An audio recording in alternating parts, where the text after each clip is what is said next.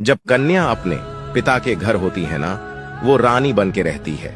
और जब पहली बार ससुराल जाती है, लक्ष्मी बनकर जाती है और ससुराल में काम करते करते बाई बन जाती है।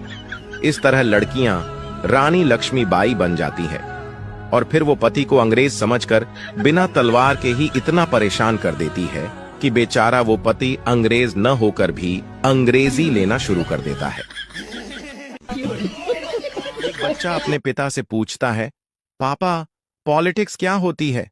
पिता मुस्कुराए और बोले, सुनो बेटा, तेरी माँ घर चलाती है, उसे सरकार मान लो। मैं कमाता हूं, मुझे कर्मचारी मान लो।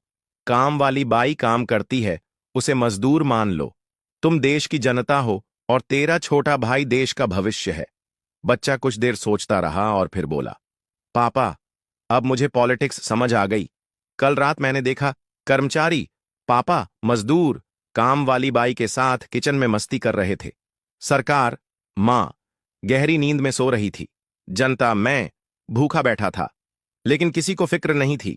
और देश का भविष्य छोटा भाई रो रहा था क्योंकि उसका दूध गर्म नहीं किया गया था।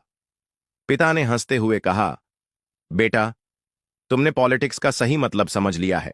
अगर किसी लड़की से बदला लेना हो तो 13 फरवरी की रात उसके दरवाजे पर एक गुलाब का फूल और एक कार्ड में आई लव यू लिख कर रख देना। फिर तो वो जाने और उसका बाप जाने।